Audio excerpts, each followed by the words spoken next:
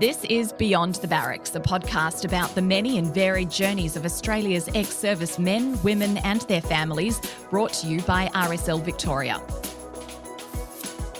In each episode, we'll interview a guest, sometimes two, about their life in service and life after service, exploring the many highlights and challenges that they may have faced along the way. Beyond the Barracks is a podcast for veterans and their families to tell their stories. Sometimes we may discuss experiences and issues that some listeners may find distressing. Please check the show notes for support services. We acknowledge that this podcast is being recorded on the traditional lands of the Wurundjeri Woi-wurrung people of the Kulin Nation and pay our respects to elders past, present and emerging. RSL Victoria and the Beyond the Barracks team recognises the service of Aboriginal and Torres Strait Islander peoples, just as we recognise the service of all Australians. We are proud of the contribution they have made and continue to make to the Australian Defence Force. Today on Beyond the Barracks, we are joined by Salina Parton, who I have found, I work with her at RSL Victoria, and I've just found her to be an inspiration. She brings an interesting female perspective to things, motherhood, defence spouse, and has her own service history. I think she's got quite a story to tell. Absolutely. It appears she's been in or around, in a really meaningful way, the military for 3 or 4 decades. I hope I'm not doing her injustice, but I mean, it's an amazing service. I mean, and as a partner, they're in service to our Defence Force and the nation as well. We forget that. Yep, that concept of serving still, I think, is very much Salina in a nutshell. She is giving back to a service that gave her so much. And some significant challenges in her personal life too along the way. So, really looking forward to understanding the kind of stoicism it takes to keep a smiling face and keep charging forward.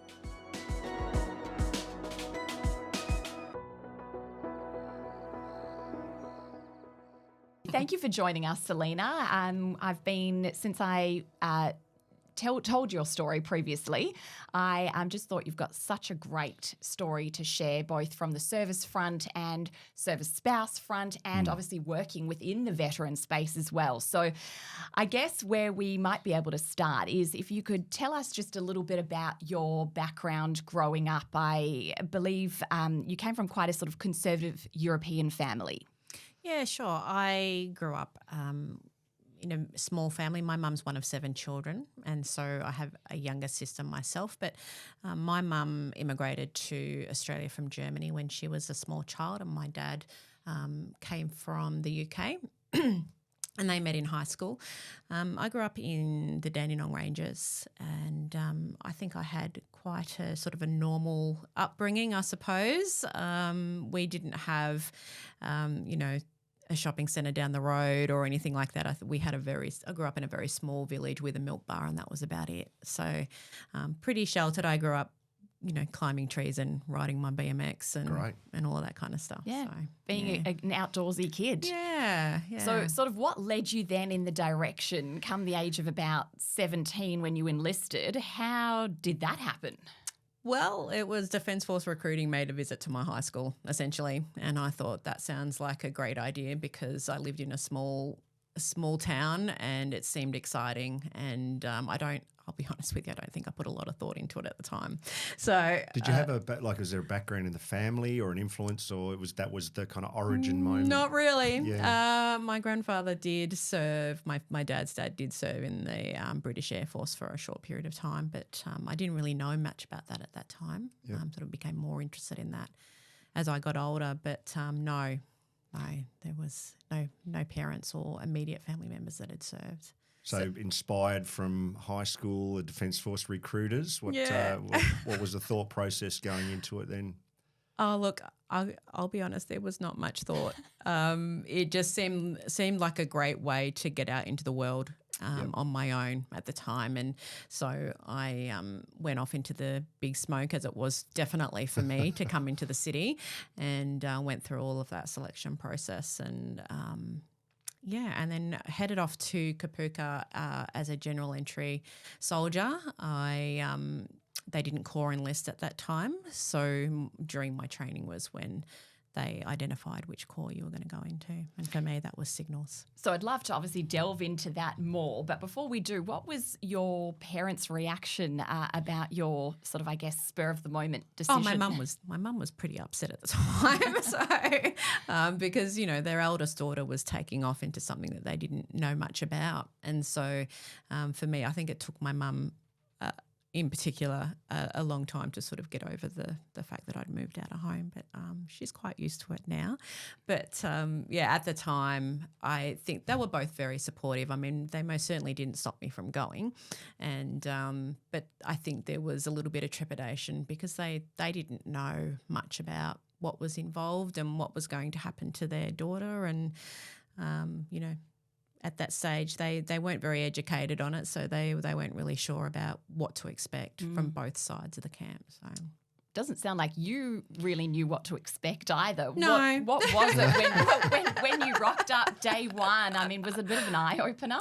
Yeah, well, it was for me. I mean, I was 17 and just 17. I turned 17 in January and I took off in May. And so for me it was more it wasn't so much what they expect from you. It was more mixing with adults that I didn't know from all walks of life,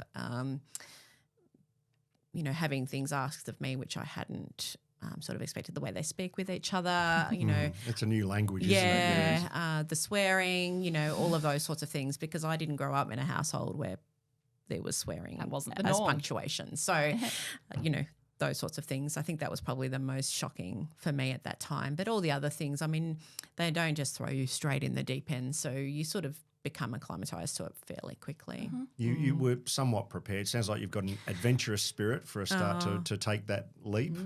And so I had the same experience, go to Kapooka. I was only not too far, but well, I was a little way before you. But you get there and then you find out what corps you're going to. Did you have in mind a bent for a certain corps or job, or had that crossed your mind yet? It hadn't.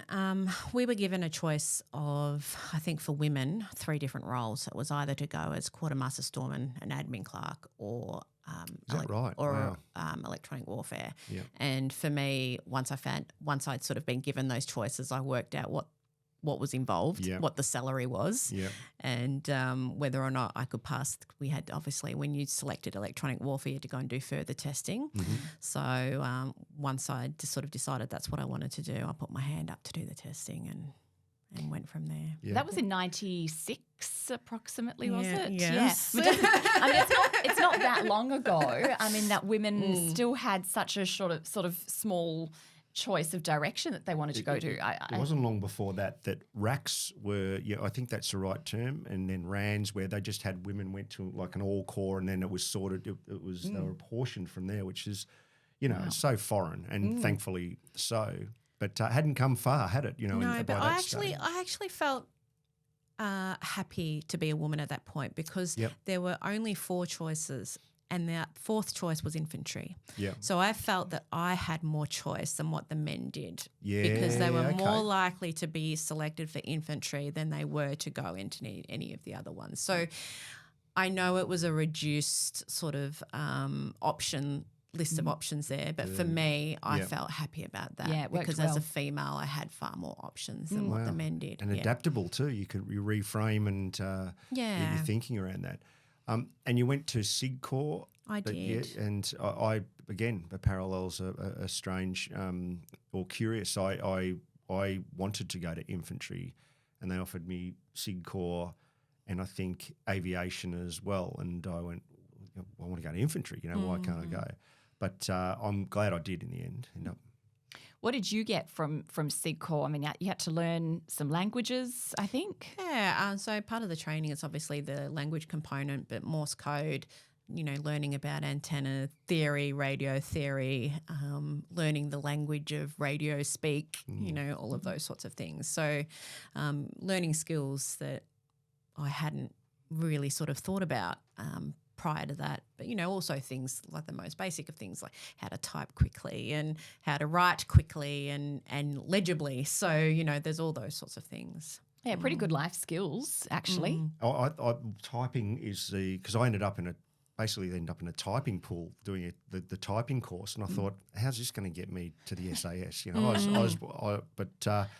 I've got to say, it's one of the best skills I've ever learned. There you go. It pays off. Yeah, it does. Can you paint? Sorry. Yeah. You went to, but the testing indicated something more, and you went off to Kabbalah. Correct. Tell us about that. Yeah, so there was just a small group of us. I think there were 5 positions that were available, and another young fellow from my platoon at Kapooka went along with me and ended up on my course when we were posting into Kabbalah, which was great. So it's a tri-service environment at the school there. At the time it was called the Joint Telecommunications School. I can't think of what it's called right now, but essentially you have young airmen, seamen and signalmen marching in and doing all of their training at the same place. And it's just attached to 7 Sig Regiment there at Kabbalah, and we're living condominium-style housing, which was another learning experience, again, being popped into housing with people who are 5 to 10 years older than you with a lot more life experience. So that was quite interesting. But, yeah, it was, for me, it was generally speaking a really good experience. There was a lot of time during my service that wasn't a good experience, and that really comes down to being a young female in the Defence Force. So, and I think probably my first sort of instance of that would have been at Kapooka, but that then progressed through my training as well. So. And did that ultimately sort of shift your experience in service and I guess contribute to your discharge after a few years? It definitely shaped my experience and the way I thought about myself as a soldier and my worth and my contribution, and if it was as important as others that I worked with. And yes, it did definitely shape why I left prematurely. And I will say, many, many years later in my last role, I bumped into, just through some things for work, I bumped into a warrant officer who's a PTI now, or physical training instructor. And through conversation, we both realised that we were in the same platoon at Kapooka. So for me, whilst it was really lovely to engage with her and catch up, it was also a really sort of big reminder of what I had missed out on by leaving so early on in my career. So, yeah. And so just before we get to that, when you go to Kabbalah, you do, from memory, it's like a year or more training. Correct. And then you get posted. Where was the posting? Yeah, so I did, I think it's 10 or 11 months of training at Kabbalah, and then my first posting was DSD, or Defence Signals Directorate, which is now Australian Signals Directorate in Canberra. And how was that experience? That's a really interesting experience. My perception is that you're working in bunkers. I used to go to we did a bit of what they used to call cipher, with the codes, and all. It used to be paper codes and punching KY38s and all this type of stuff. Very basic. Hadn't progressed much since 1945, I don't think. So I've got this burnt memory of just big safe, big, what do you call them, cold rooms or hard rooms with no windows, maybe some ventilation. And if you think about working in a huge office space, essentially that's what it is. Yeah, but okay. it was at the time a little civil. bit like Get Smart, walking through multiple doors with swiping your card. And so it is, obviously it's a bit different now, but at the time it was still high security. So we'd have to, go through a number of different procedures to get into the building. And whilst we do say it's a building without windows, they do have small windows. They just it gives you the impression of having a window. It's essentially being in a big concrete building, and it's not terribly exciting in terms of you sitting at a desk all day with headphones on and so that's when you're sitting and you're listening and monitoring to other armies and intelligence and things like that around the world? So essentially it is the searching for, the interception and the analysing of foreign signals intelligence. Right. And that will be used in the protection of Australian assets. Yeah. Super important work. Yeah, very. And at the time, you've got to remember it's peacetime army essentially. Yeah. So it was of high value and high strategic importance. That was kind of a role that Australia played in our region and fed that back to Americans. We're coming off high engagement with Timor and going into Timor regionally off the back of Vietnam. So there was, I remember the time, and in the SIG Corps, there was a real importance placed on that type of work. I didn't go as deep as you clearly, but there would have been some interesting things that you kind of heard and conversations. I know you can't talk about everything, but is there anything you can kind of, No. Share? No. That's confidential. I've signed a document. That's right. Okay. But we were talking off air. I mentioned that the parallels between you and I think continued because the SAS was a strategic asset, and even though we weren't deployed on operations at that time, we were deployed on hearts and minds. We were deployed on training teams that had a strategic overlay to them. So I think we were directed by a lot of the information that was captured there, or some of the information anyway. Agreed. Did you have a sense that the information was being used in that way? Did you see it reflected definitely. back in real time? Definitely. Yeah, Particularly sort of around that time where, we were getting direct feedback at the time that what we were doing was beneficial. Yeah, that's great, because you kind of work in isolation, I would have thought there at times. You are, Yeah. And in and amongst all of your amazing experiences in service, one of the things was that you also met your love. I did. I met my husband whilst we were both living on at Duntroon. So he lived upstairs and I was a bit of a prankster, so we would play practical jokes on everybody that lived in the building. But he was one of my victims and became quite good friends and went from there. So. And that's when you kind of started to decide to transition out of your service. Correct. Your experience sounds like you'd already had a few postings around and about. Now you were about to embark on, I guess, a journey of being a defence spouse. And that in itself opened up a whole new way of living, being posted around and about multiple times. That's right. Tell us about that experience. And obviously then you went on and had kids as well. Yeah, we did. So I think we started our relationship sort of towards the end of 99, and in 2000 my husband had received a posting to Toowoomba. So back to the scene of the crime. Yeah. So sort of towards the end of 2000, I had my discharge sort of took place, and I followed him up there. And not long after, we became engaged, and we bought our first home in Toowoomba. And we ended up living there we had a couple of back-to-back postings, so we were there for about 6 years. Which was, it's a pretty long posting by normal standards. So, but we purchased a couple of different homes during that time, and we also had 2 of our children, I think, before we posted down to Melbourne. Yeah. Wow. Was it comfortable going back to southeast Queensland or kind of central southern Queensland? Because Kabala's out that way as well. It is, yeah. So it's about, half an hour from Toowoomba, further up the hill. Yeah. And about 2 hours from Brisbane. So you were happy to go back there? I was in 2 minds. Yeah, okay. At the time, I didn't know much about what was available for defence families in terms of support, and I don't think they did a very good job of letting people know either. At that time, I think they do it a lot better now. But at the time, there wasn't much support for me, so I spent probably a lot of my time just with my kids and being a homemaker. I had a couple of friends that I'd become quite close with through military life, but I would say it was fairly isolated during that period of time. How important were those networks then that you had to make every time you were in a new community, on a new posting, moving around, starting from scratch essentially?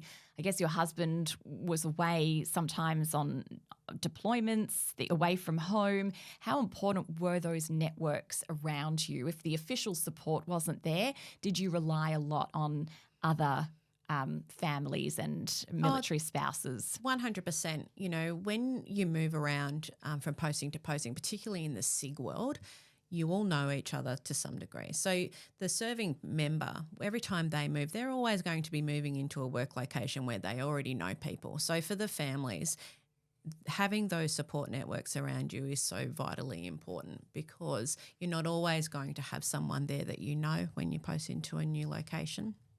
For me, I had no family just down the road. My husband's family lives in Queensland, but up on the Sunshine Coast, so they were quite a way away.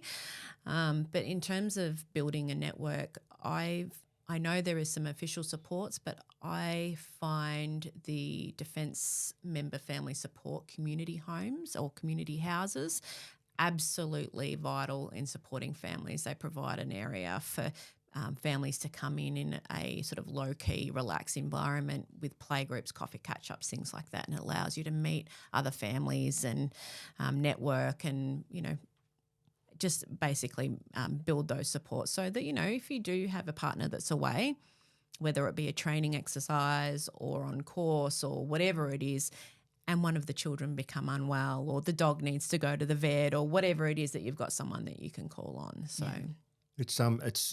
I've often said this of my, but you just continued service really, because I think Defence Partners serve as well. That there's you spend a lot more time away than just deployments, as you've alluded to. There's courses and training and exercises, etc.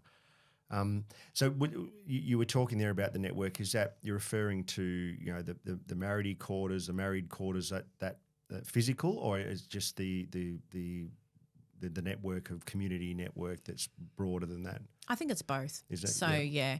In terms of the term married quarters, we don't really have that anymore. Right. So there are some military bases that do have that, such as Puckapunyal. They have a really, I would almost call it like a fishbowl type existence, in that they're all together, and it's a real great little community. But we tend to nowadays at the different military bases, you're sort of all spread out. It's not necessarily situated on a military base, and I think that sort of can detract from that sense of community unless you put a lot of effort into to be a part of it.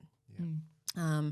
But in terms of the community, there's a really strong community online as well as it being physical as well. So I don't tend to lean into the online community too much. I'm sort of a more in-person type person.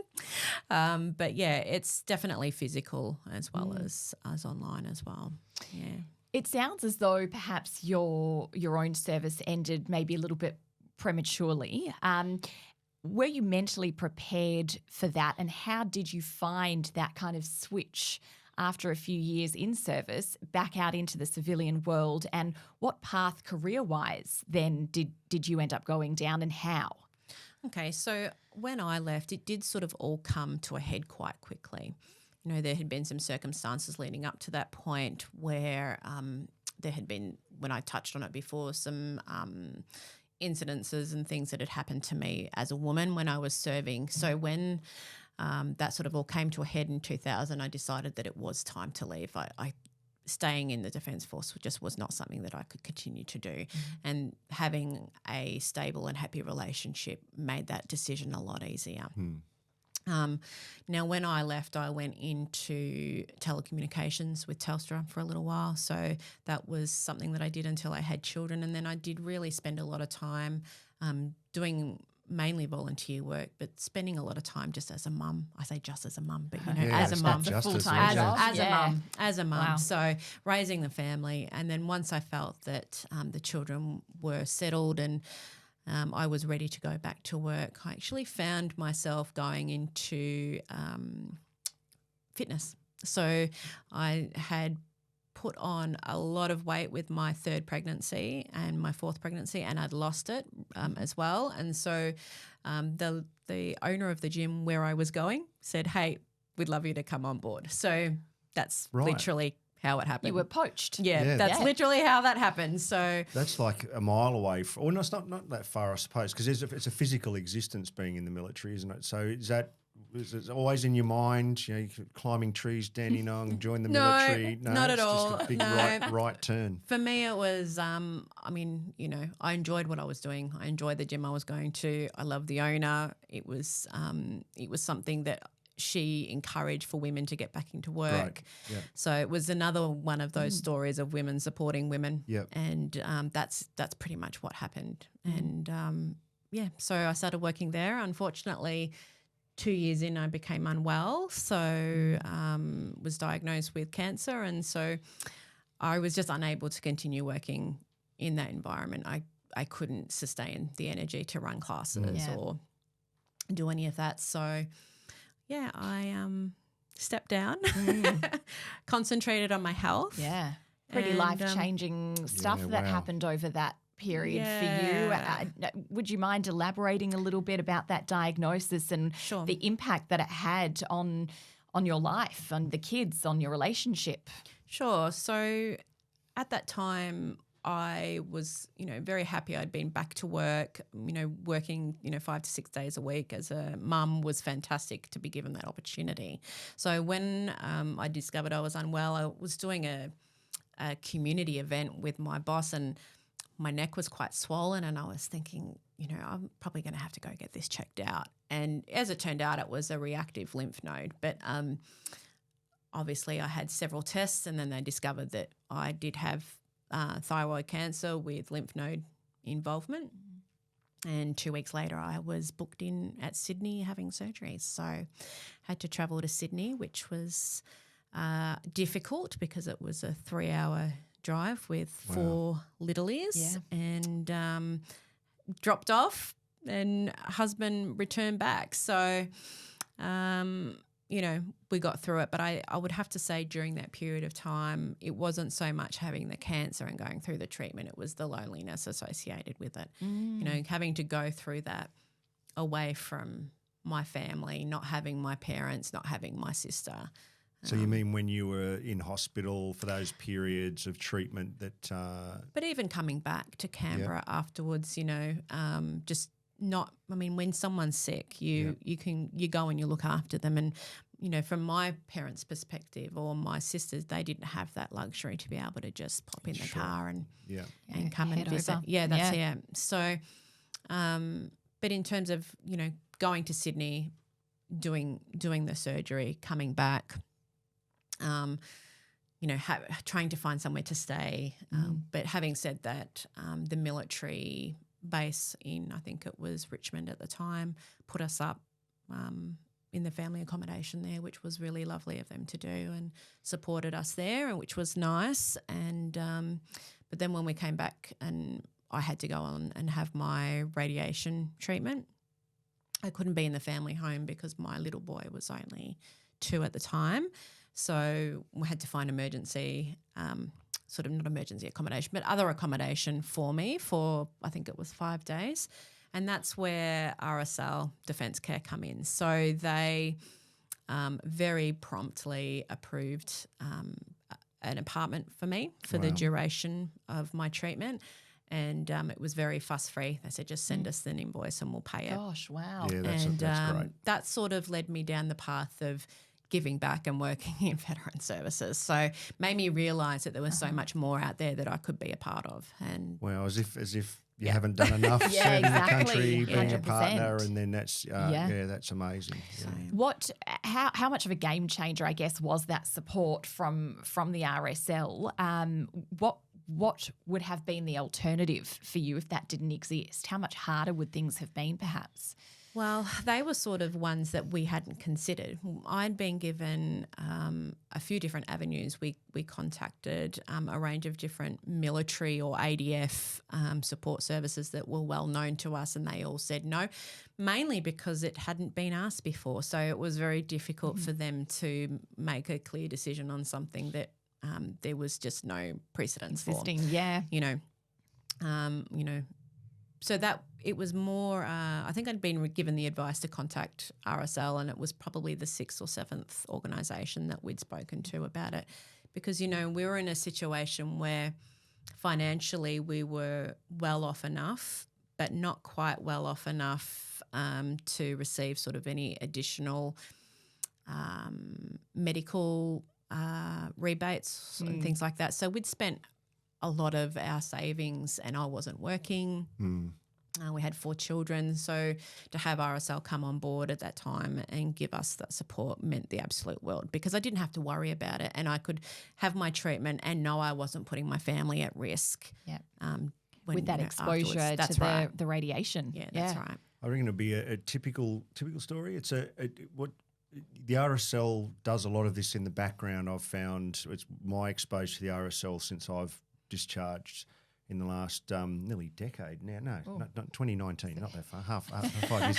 But even before that, when I first came down to the RSL, started having something to do, all the work that's going on in the background that people don't hear about, and and I know that that's part of this really is telling the RSL story a lot better. But it's always great to have those stories come out because they do offer a lot of support. They do. And I think that was probably my first sort of exposure to what RSL actually does for people on a day-to-day basis.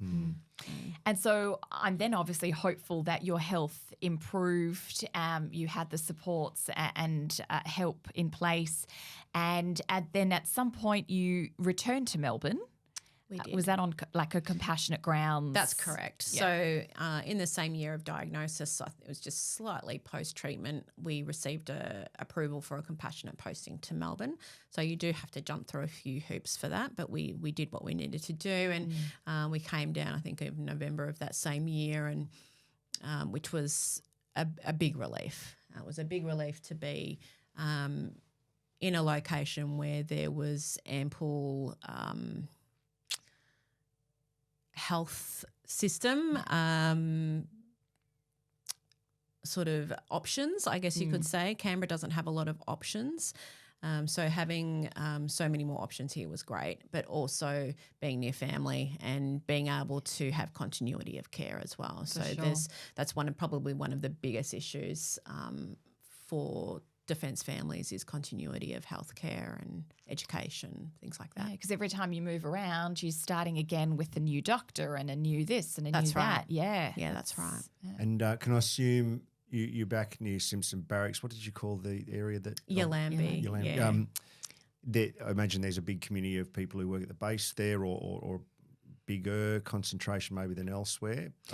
Yeah, I mean there is quite a lot of defence homes in the area. Yeah, and so you'll have people living there posted to, Broadmeadows, Vic Barracks, Simpson Barracks, And which corps is your husband and where he's posted? So he's in RA SIGs as well. Right, he's in Signals Corps and he's posted to Simpson Barracks. He's currently at training command. To the school out there. Yeah, he's not attached to the school, but he is. Don't ask me to say what it stands for, but he's I kind of forget all the different ones, but DCSTC, he is at Simpson Barracks. So alphabet, there you go, Harry. Yeah. Alphabet with a G. Yeah. That one rolls off the tongue, but don't ask me what it means. I bet you don't miss the acronyms. No. Although they help when you're doing signals. That's right. Yeah, exactly. Yeah. And Morse code. Yeah, I remember. And the sad thing is I still do quite remember some of those. So you do.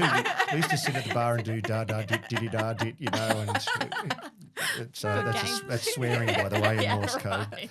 I remember all of it, and what I remember about Morse code is sitting in the bloody jungle, and because we didn't have anything else, no satellite communications. It wasn't there, so everything was by Morse on 1 watt or whatever.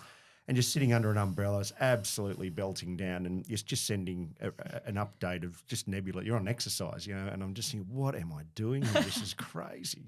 I was going to ask, so where I was going with where husband's posting is you're back in, you're near the School of SIGs, you're back in, I suppose, an extension of the SIG community. You're bumping into people from the past. Are you kind of reliving? How's that experience being a partner and a former?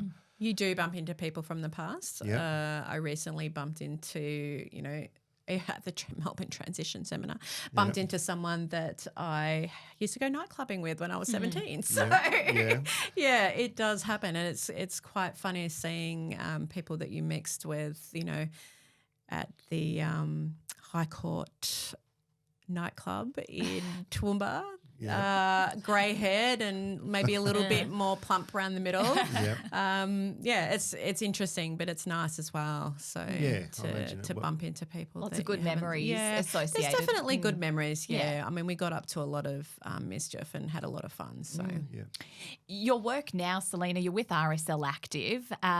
So that obviously was inspired perhaps by your own journey, your health journey, and the support that you received from an ESO. So how did that transition then go for you? So you came out, you were well and healthy, and you decided that you want to give back. Yeah, so I started volunteering at my local community centre. It's funded by Defence Member Family Support under the Family Support Funding Program. And, just started going to some local community events and then was asked to step up onto the exec committee, which I did gladly. And then was offered the caretaker role as the coordinator and then reapplied and was given the coordinator role. So that's sort of how I sort of started working in the support space and was working as the community support coordinator at Simpson Barracks for 3 years, supporting current ADF families, much like what I'm doing now, but a bit more hands-on, working with the families and a sort of meeting with families sort of more than what I'm doing now, but similar sort of role. What kind of impact are you seeing now with RSL Active?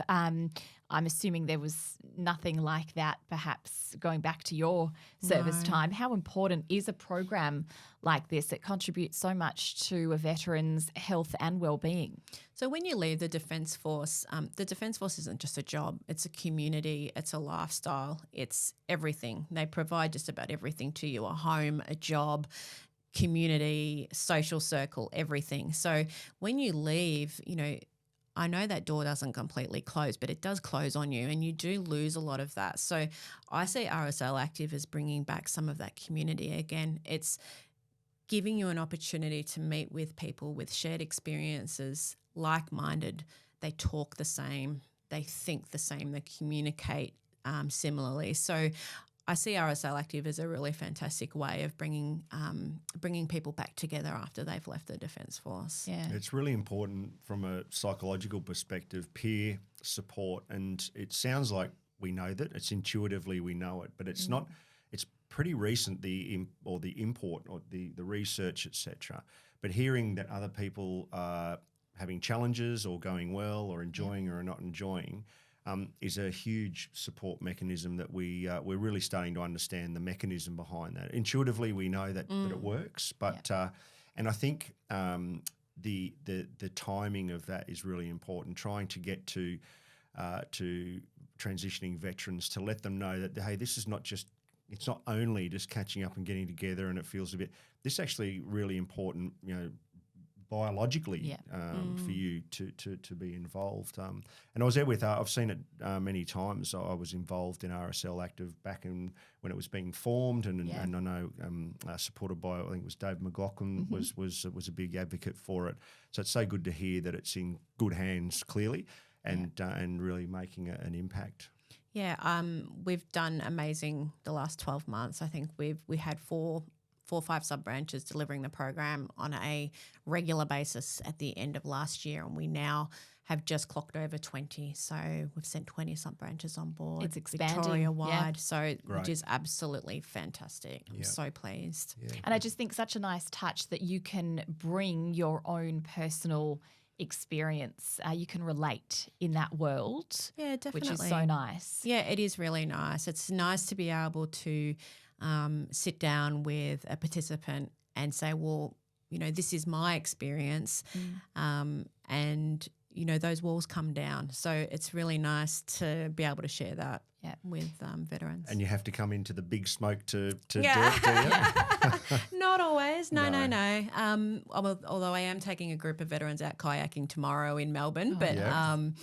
We do hold events all over. So one of my I know I mentioned that I climbed trees when I was little, but I am scared of heights. So I think one of my most favourite ones was doing a group out at the Treetops Adventures in Belgrave. Right. Yeah, okay. Yeah, so Out of your comfort zone. Yes. I I think it would also be remiss of me to not ask you, Salina. You come across to me as someone who is very stoic. In a way, you've been through a lot from a health perspective, from your own experience in service, moving around a lot, all those sorts of elements. I'm just curious, your mental health. How have you managed all of this?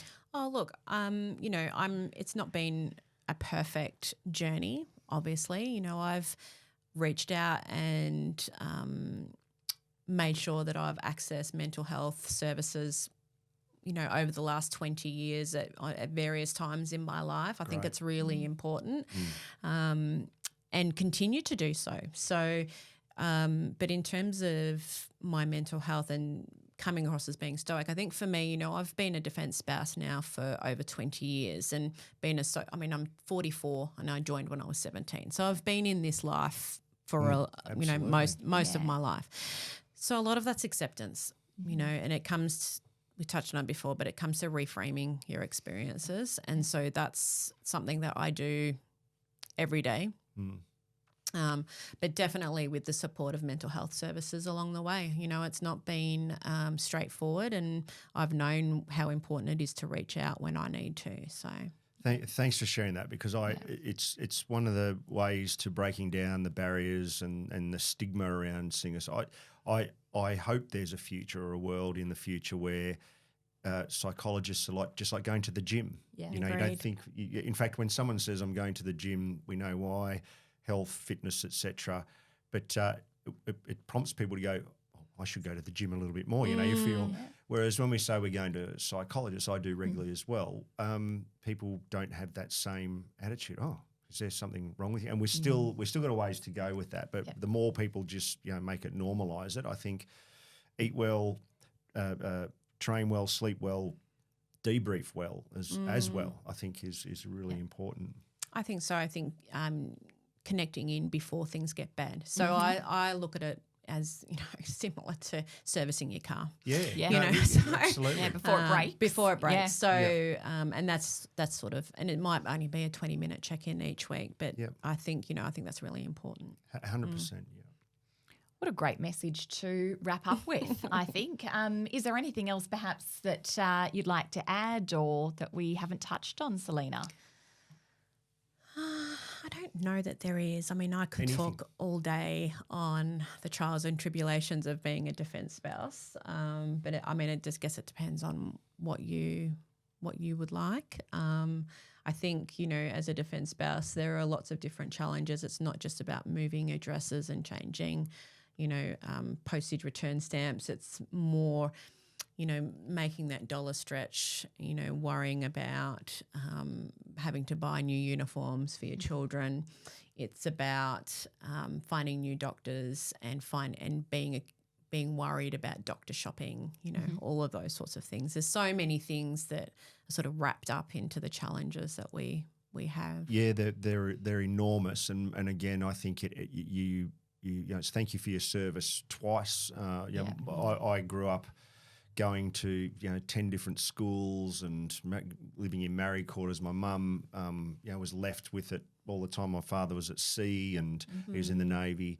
And my wife Danielle now has had it pretty easy. I know she'll be listening, but we were in Perth and stayed there for the duration. But she used to see the partners coming and going all the time, and I just don't think it's mentioned enough, and I don't think there's much out there for people to access from a partner's perspective.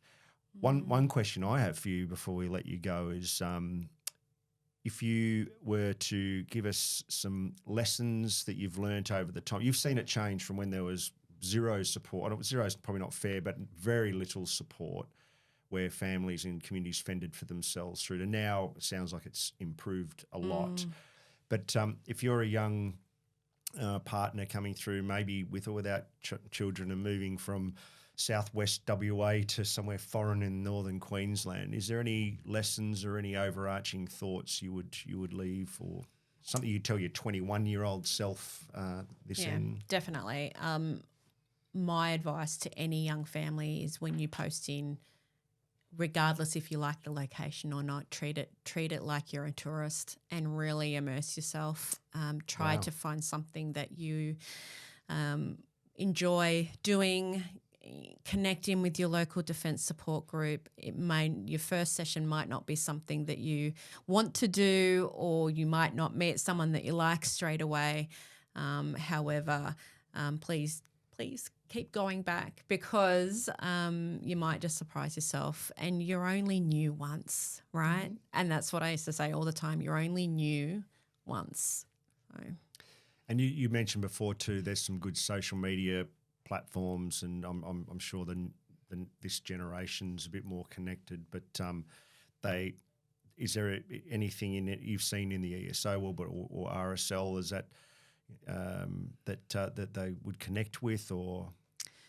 So connecting in online, I can't speak very well on that because I don't actually do it myself. Mm-hmm. I think sometimes they have a bit of a bad rap with some of those sorts of groups, which is, like all things, I suppose. But in terms of online community, I know that the RSL Active, certain RSLs do have their own RSL Active groups, which is really great because they share their experiences, they share photos and give feedback to each other about what a great time they've had. And what I like about that is it shows people who might be just sitting on the peripheral what it looks like to get involved in the program, and hopefully that'll encourage them to come along. So just to clarify that, so that in RSL Active has a component of it where you want to connect the families and partners as well inside the program through the RSLs that run the program. Is that what you? So what you find with the RSL Active program that's delivered by sub-branches, so we deliver the program ourselves out of State Branch, but then we also have sub-branches that deliver the program. We're seeing it more so than ever as they become better and more established, that the whole RSL Active communities are being formed, which is fantastic. Yep. So Bentley does that very well. Yep. Altona does that very well. So does Warragul. They have a cohort that keeps coming back, and they all support each other. They all get along famously. It's really lovely to sort of stand back and watch all that unfold. Yeah. And I think, just as a side note, I think one thing we can be grateful for the 2 years of COVID lockdowns is that some of those actually did land up online. So you can tune in to a few of the activities virtually if you can't physically get somewhere. That's right. Correct me if I'm wrong. I think that's still going for some events. There is. So Altona offer an online yoga and art therapy class. That's still continuing post-COVID. Thank you so much, Salina. I think you're Thank you for having me. Salina Parton, isn't she an interesting woman? Well, adventure, prankster, tough, resilient, stoic. Yeah. There's just so much to this story, and multiple layers. Joined the military at 17. Then transferred out and was a partner, defence partner, children, and now she works back in the military ESO space, which is amazing. And for me, my takeaway from her is this idea of reframing things in life. It's putting the positive spin on things, which is my takeaway. And I think also just highlighting perhaps what we underestimate the role of the homemaker to be, that she has brought stability and continuity to her family every time she has shifted for a new posting. Yeah, and the way she's gone about it is amazing. She said something, you approach each posting, or her message to potentially a new partner who's going on their first or posting is approach it like a tourist. Get out and engage with the local community. Don't sit at home and sit back. Get involved. An amazing listen. I highly recommend this one, and particularly for the partners of, and if you've got a mind to transition from defence inside the defence community, there's a lot of lessons here. Absolutely. Been a really great chat. If this podcast episode raises any concerns for you, please contact Lifeline on 13 11 14. If you're a current or ex-service member of the ADF or a family member of a veteran or someone who's currently serving, you can access free and confidential 24/7 support from Open Arms, Veterans and Families Counselling on 1800 011 046. Current serving members of the ADF and their families can also contact the All Hours Support Line on 1800 628 036 for confidential support. RSL Victoria is here to provide assistance and support to past and present service personnel and their families. Importantly, you don't have to be a member of the RSL to receive assistance from RSL Victoria. You only have to be a current or former member of the Australian Defence Force, our allies, or a dependent of either group.